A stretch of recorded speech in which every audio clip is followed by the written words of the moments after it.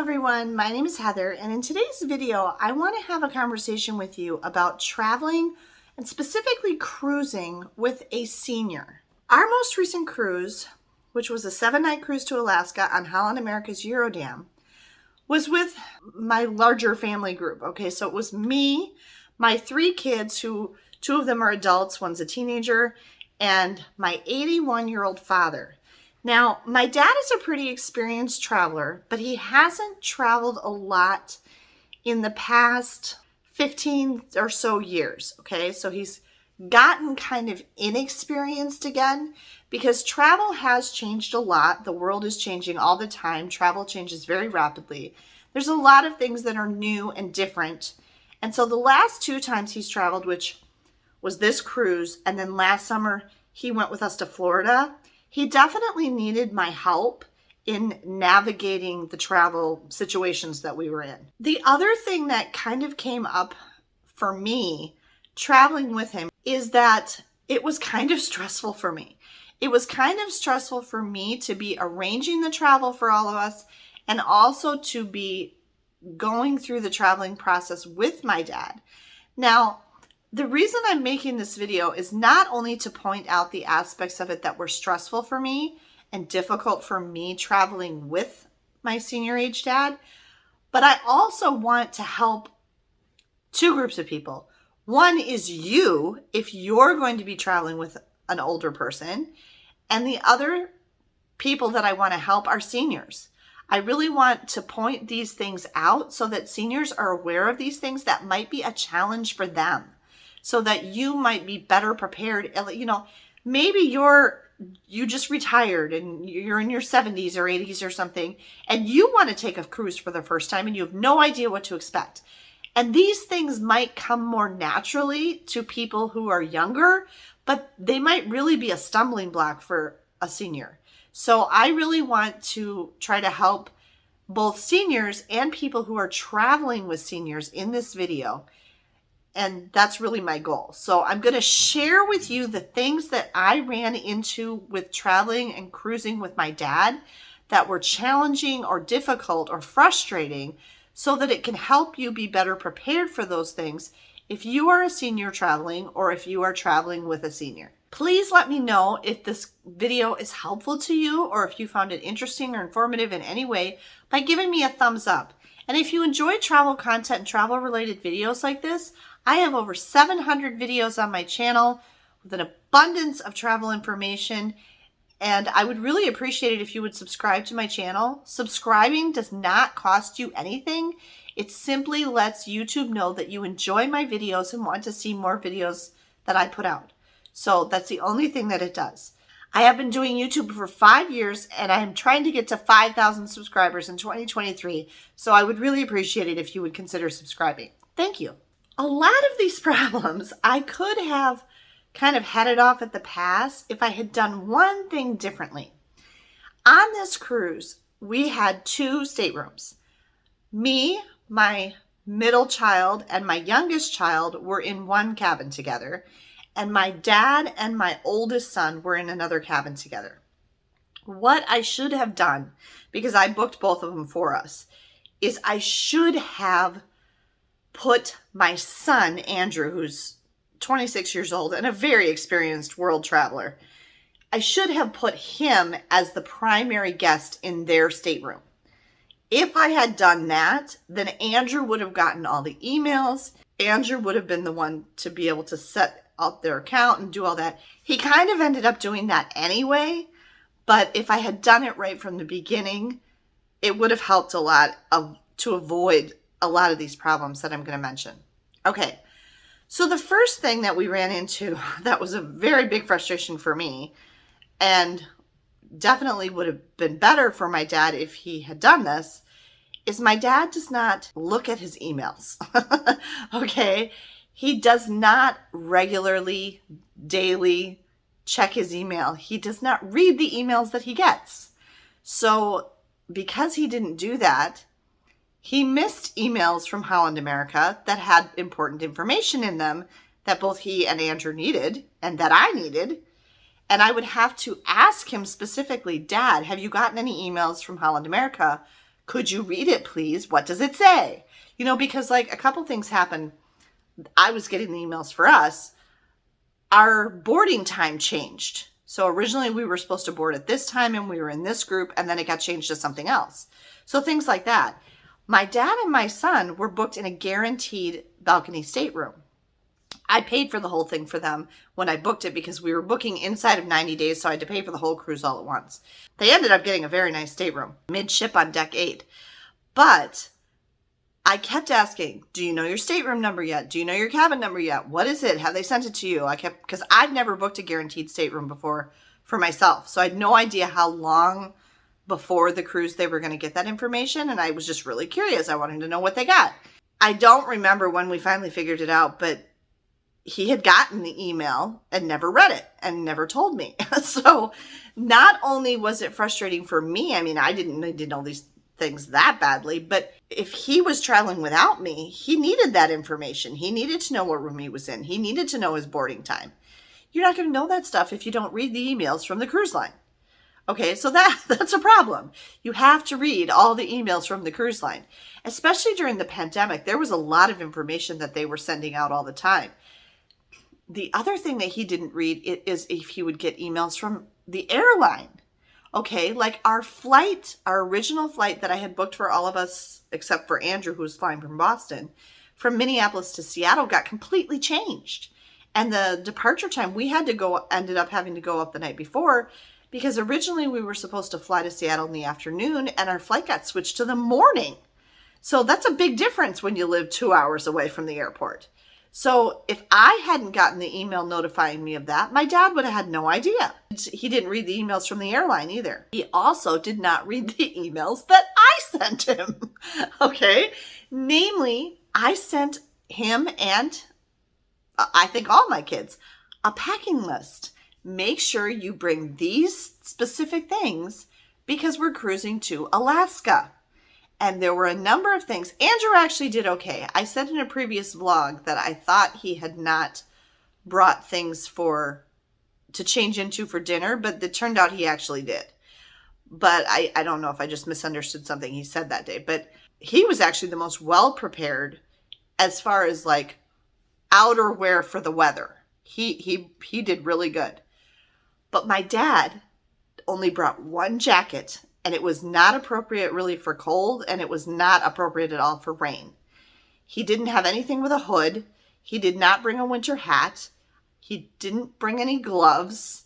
He didn't bring anything orange for orange night, which that's not a big deal. But he didn't read my email at all. I had sent him this big long email telling him this is what the weather forecast is like while we're there. This is what you need to make sure you have with you. Don't forget this. Don't forget that. And he never even read it. So he didn't have a lot of the things with him that he should have brought with him because he never read my email. So first tip, you need to read all the emails that you get regarding your trip. If you get an email from an airline, if you get an email from the cruise line, if you get an email from your relative that's going with you, if you get an email from a tour operator, someplace you bought tickets from, anything like that, make sure you read it. I just had a friend posted this big long thing on Instagram and Facebook yesterday. She sends her kids from California back here to Minnesota every summer to spend time with their grandparents. And she missed an email. She's my age. We went to college together. She missed an email that the flight time had changed and was earlier and almost missed getting her kids to the airport. So this is a common thing that the airlines might change the flight time on you, the flight number, all of that.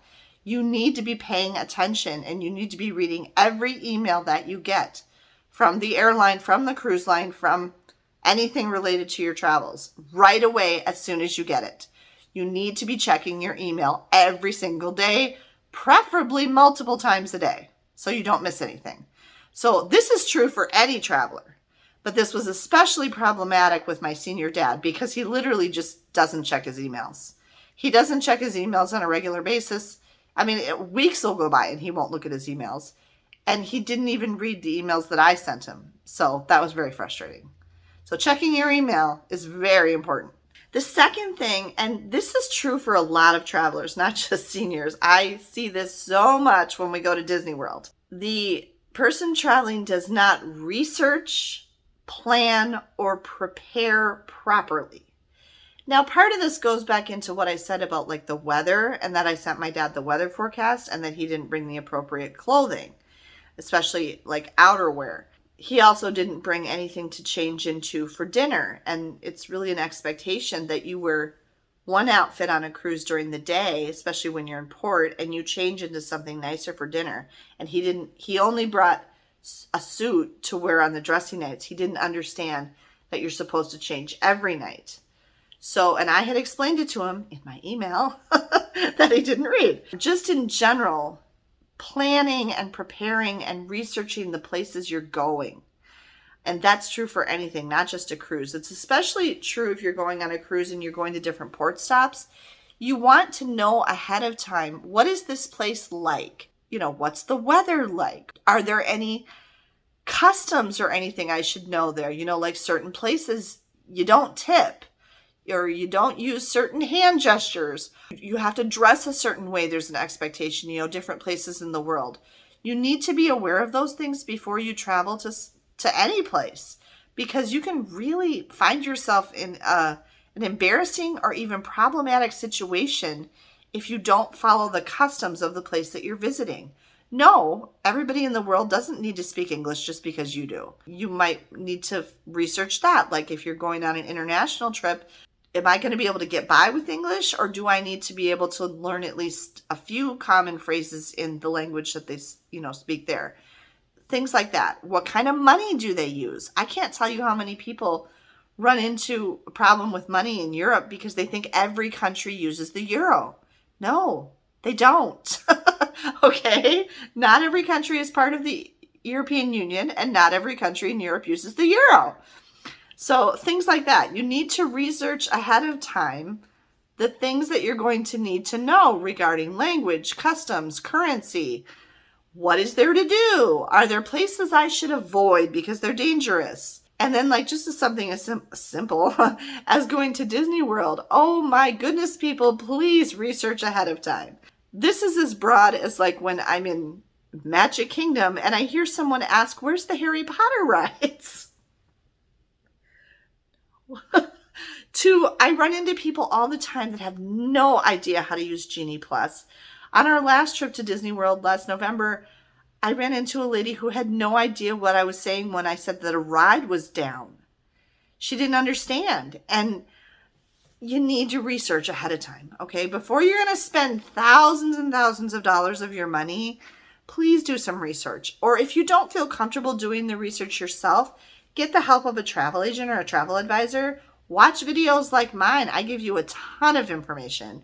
Or other YouTube creators who travel a lot and can give you the information you need on the things that you need to know before you go to a certain destination. Just look up the destination and look for the videos that are there, or get assistance from someone else in your family who's been there before, had that experience before, and can help you out. So it's really important that you research and prepare and plan ahead of time. This one is pretty specific to seniors. I feel like anybody Gen X, which is my generation, we're squeezed between the boomers and the millennials. Anybody in my generation and younger, this is going to be automatic. This is going to be no problem. But even my mom's generation, my mom's a baby boomer. My dad's actually from, the generation before that, born during World War II. Anybody that age or older, this is going to trip them up. And that is the heavy and really mandatory use of apps. Okay? My dad didn't really understand what apps are. And there were a couple times on the cruise where we took his phone from him to try to show him something or do something. I don't even think he actually has apps installed on his phone. I think he's actually just got links to websites. Like, he's not even using the Gmail app. He's got Gmail on there, but it's just taking him to the website for Gmail, and he's going through, the internet. And so I'm not even sure he understands what an application is. He's definitely not using his smartphone to the way it's intended to be used. He doesn't understand it. Things like he didn't realize, that you have to put your phone in airplane mode. on the plane, like he didn't know where it was. He didn't know how to get to it. He knew he had to put his plane in airplane mode, but he had to hand the phone to one of us and say, put my phone in airplane mode for me. However, on our shuttle on the way from the hotel to the cruise port before the cruise, I mentioned something to my family around me. Guys, make sure you remember you got to have your phone in airplane mode on the ship unless we're docked in a U.S. port. And a man sitting way behind me said, wait, what was that? Because they didn't know. So, and this was some guy my age, you know, lots of people don't know that. The cruise line doesn't tell you that. They don't care. They don't care if you have a sky-high cell phone bill when you get home. That's not their problem. But hey, tip for you. Put your phone in airplane mode when you're on a cruise. And I've talked about this in previous videos. The free Wi-Fi that allows you to use the app and the chat feature on your cruise, even if you don't get paid Wi-Fi, you have to have your phone in airplane mode for that to work. And I've run into people on ships who didn't know that and they didn't have their phone in airplane mode. I'm going to go right from this one into number 4, which is that my dad hasn't really come to understand, and I would say a lot of people this is true for, that society these days is mostly cashless, okay? You don't ever use cash on a cruise ship. They don't have cash on a cruise ship. I mean, they probably do in case they need it in some port, but that's be something only the crew or the officers would ever deal with. You don't use cash on a cruise ship. Many things you're paying through an app. You really need your smartphone and cards to pay for most things these days. He had a lot of cash and he was a little frustrated that he needed to pay for things with cards. And so, like, we went to a movie. We went to see The Little Mermaid the night before we went on the cruise because we were in Seattle and we had time to kill. And it was just a kiosk. There was no person to buy tickets from. It was just a kiosk and you had to pay with a card. And then when we went to buy the concessions, you had to pay with a card. And he wanted to pay with cash. And I asked, and the guy that was there, you know, that was like handing you the stuff, he said, yeah, that first kiosk down there, you can use cash on that one. But then my dad was like, no, it's fine. I don't need to switch. I'll just use my card, you know. But he wasn't expecting to be using cards as much as he did. I never did see him with a debit card. I don't even know if he has a debit card. I've never actually seen my dad use a debit card. He was just using regular credit cards, which is fine. I mean, that works fine. I guess I was surprised that he doesn't have a debit card, but I'm not sure if he does or not. And then like apps. And here was the one situation that kind of embarrassed me.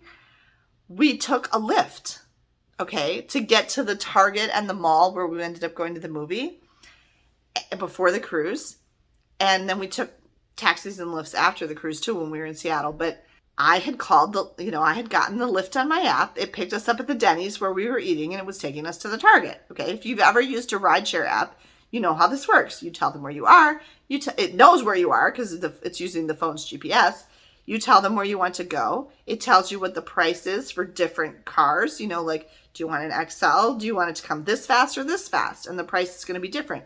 You pick the one you want and then you watch and it tells you who your driver is and it tells you their license plate and what their name is and a picture of them and how many stars they've gotten and how long it's going to be till they get there. And then you can watch them come to you on the little map and it's all already paid for.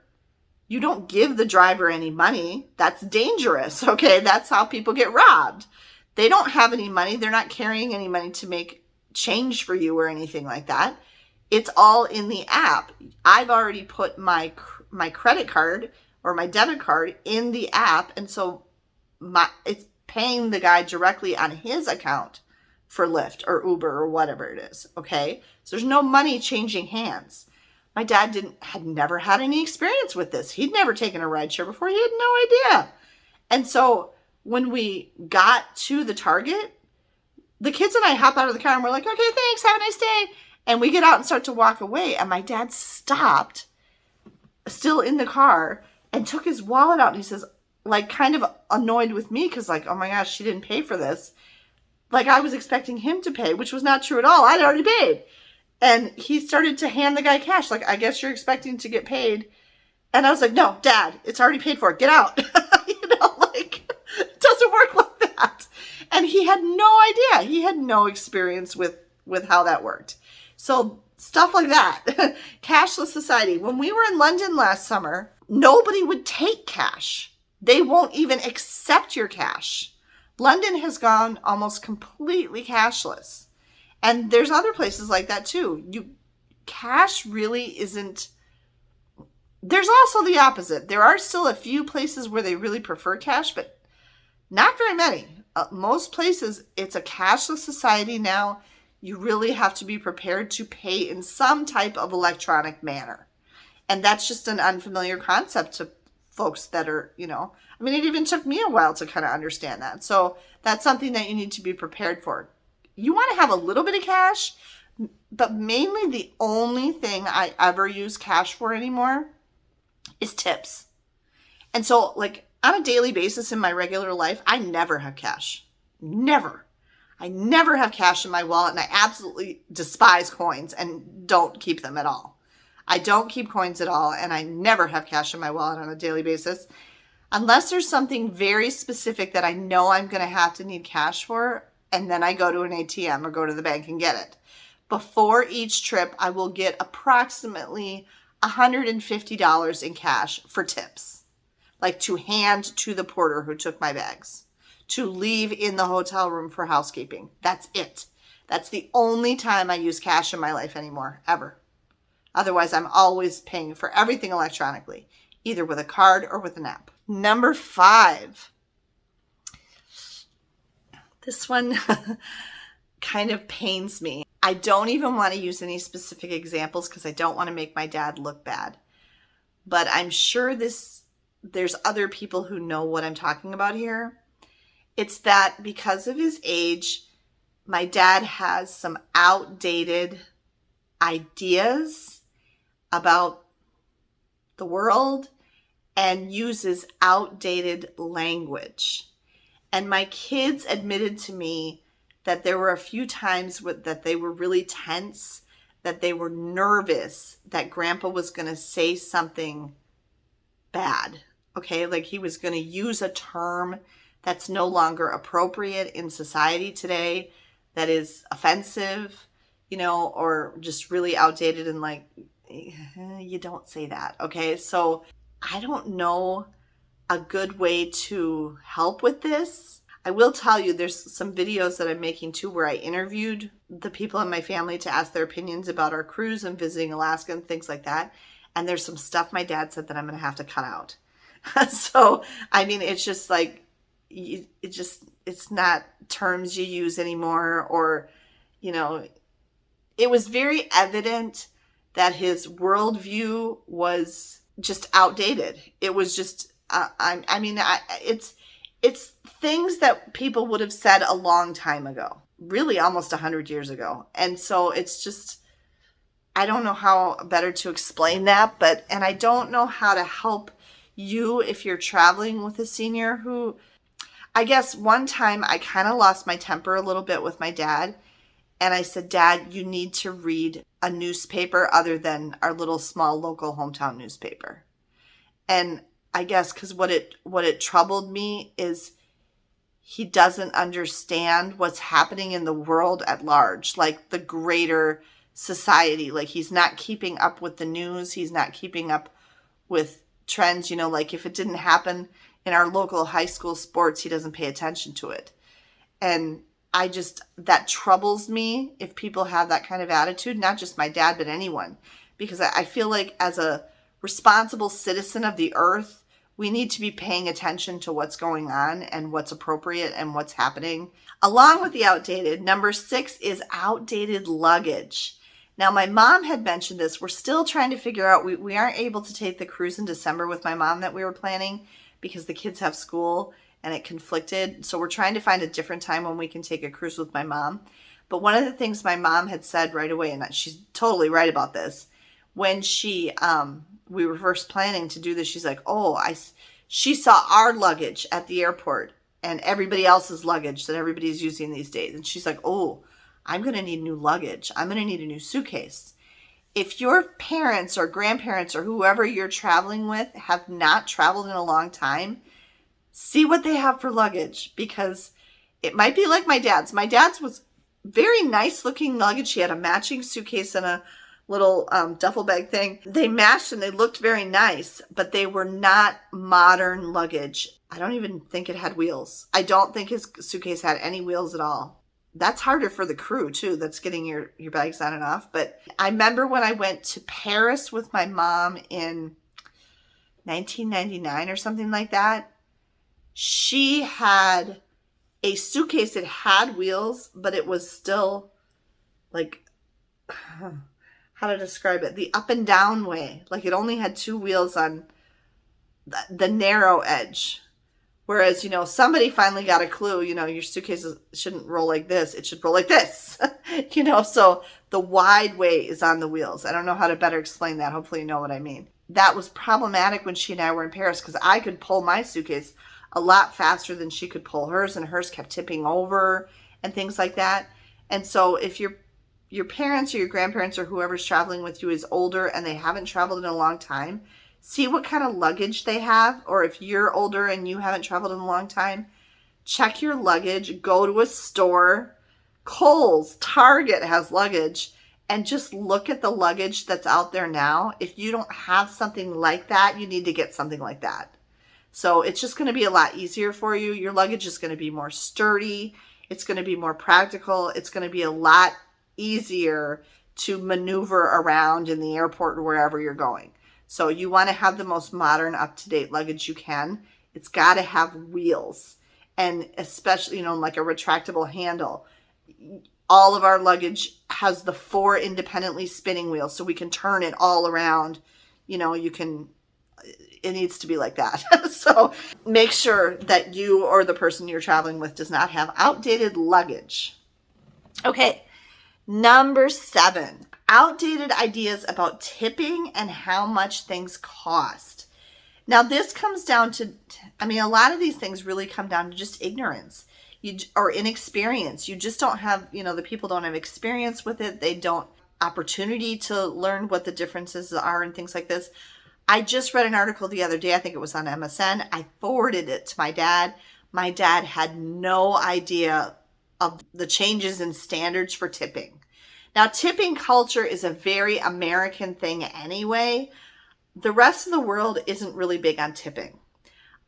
I think America's backwards on this and really behind the times. I really feel like America kind of sucks in this regard, that it should not be up to the customer or the guest to be paying your employees properly, because that's really what it is. It's that the employees of places are not being paid what they should be paid, and therefore we're making it up for the employer with tips. That's really what tipping is in America, and it's shameful. It really is. In other countries and some businesses in America, the employer pays the employee what they're worth, and therefore they don't need tips to live and, pay their rent or whatever. Okay, so, and tipping is frowned upon. If you try to tip in some countries, they're going to be like, what the heck are you doing? But tipping culture is still present on cruises that cruise out of America, out of the United States, sorry. And tipping in, the United States as a whole is still very much expected and actually has gone kind of exploded all over the place. It is okay if you're, every little pay screen thing now where you pay is prompting you to tip. You don't have to tip. If you're just getting an ice cream cone and all they're doing is handing it to you, or they're just handing you your coffee, don't feel like you have to tip for every little thing, okay? There's always a way to skip it past and don't leave a tip.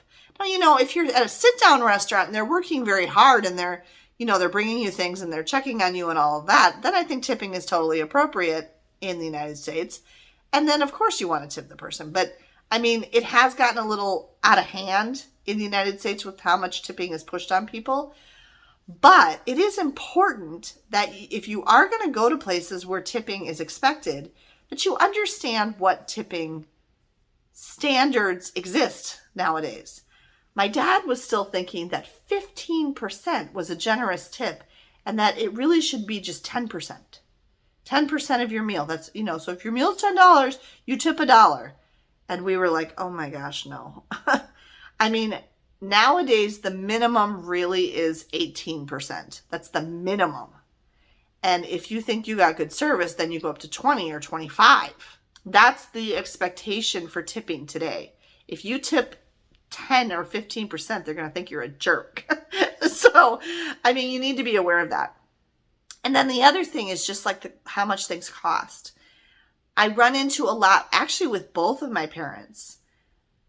They just don't know how much things cost.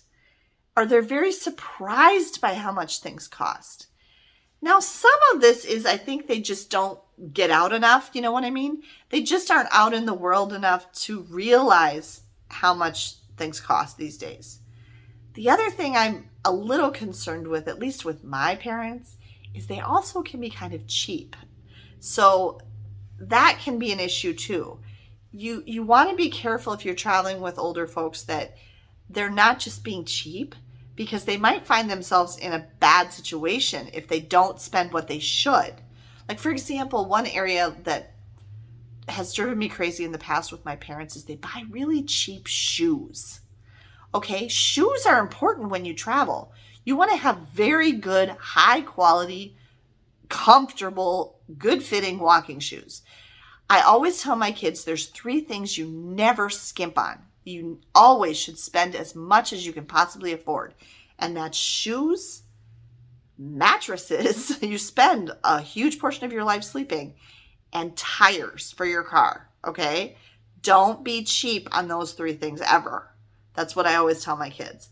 My son just admitted to me that he bought a $100 cheap mail order mattress from Amazon that he's using right now. And he said, my back is suffering because of it, Mom. And so when I see my parents or other older adults spending much less than they should because they think, oh, that can't cost that much. Oh, that's ridiculous. That's way too expensive. I'm not paying that.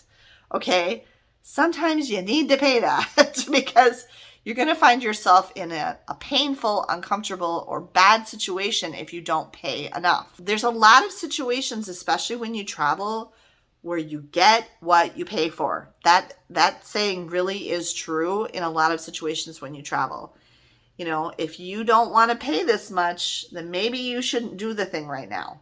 Because if you can't pay enough to give yourself a comfortable, quality, safe experience, then it might be better that you don't go at all. Because there's a lot of ways where not being willing to pay what stuff really is worth is going to cost you in your health, your safety, things like that.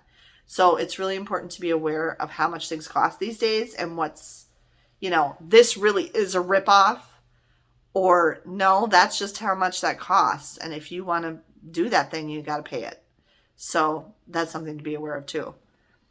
Okay, and then the last thing, number 8 that I put on the list, this is actually not an issue for my dad. My dad is a very fit, healthy guy, and he bikes all the time. He plays tennis. He golfs all the time. He's a very fit and active guy. This actually is more of an issue for me because of my continued ankle injury. And on this cruise, I actually have something going on either with my back or it's my glute and the back of my thigh are still to this day causing me a lot of pain. I actually just went back to my podiatrist about my ankle yesterday. He's sending me back to physical therapy for dry needling in my ankle. Kind of nervous. And he's also referring me to a back specialist because he thinks something's up with like the discs in my back or something. And he definitely agreed with me that the thing happening with this side is affecting my ankle on this side and vice versa. So they're making each other worse. So I am the one who has mobility issues. Mobility and accessibility issues can be a problem for anyone of any age. I mean, I'm living proof. It's the 3rd year now I've been struggling with this ankle disability, really. I can't go downstairs. I mean, I can, but it's very difficult. And I actually think the way I've been getting downstairs has messed up my leg on this side. So, because I've actually done it weird and it's wrong. But a lot of older folks, but I mean, even kids can have disabilities. You might run into a problem with accessibility and mobility problems. So, cruise ships have elevators. Elevators on cruise ships can be slow. I mean, this ship was actually really nice because there were 3 banks of elevators. There were forward elevators, midship elevators, and aft elevators. And the midship elevators, there were the central elevators, and then there were 2 glass side elevators too. So there were plenty of elevators, and there's only a couple times where we ran into it where we're like, let's just go up the stairs. If you have mobility issues, I want to encourage you can definitely still travel. You might be limited in some of the things you can do, but I don't want you to be discouraged from traveling just because mobility or a limitation, a physical limitation, is a problem for you. Sometimes you might want to contact the place before. You can always get an accessible stateroom on a cruise, but you have to request that. It doesn't cost anymore. You just have to request it. And there's a limited number of them. One thing that you might want to consider is choosing your own room on a cruise ship that's closer to the elevator or closer to the stairs, so you don't have to walk, way down the passageway a million miles. There's always crew available to help you if you need help getting on and off the ship, like on the gangway or whatever, in a port or something like that. So, there are ways that you can still travel if you have accessibility or mobility issues, but that is definitely something that you would want to be aware of, especially if you have an issue or if you're traveling with someone else who does. So that's something to consider. That was not an issue for my dad. It's really more of an issue for me, but I still manage to travel as much as I do with these physical problems, and don't let it stop me. These were my 8 things that can be frustrating about traveling with a senior, or that might trip you up if you are a senior, and also just in some other situations, anyone of any age, that you really want to be aware of before you travel so that you don't run into problems and to make your travel experience the best that it can be. Again, I really hope this video was helpful to you. Please do give me a like down below if you found it interesting or helpful in any way. Thank you for taking the time to watch this. If you don't want to miss my upcoming videos, make sure you subscribe to the channel. Have a great day, everyone, and safe travels.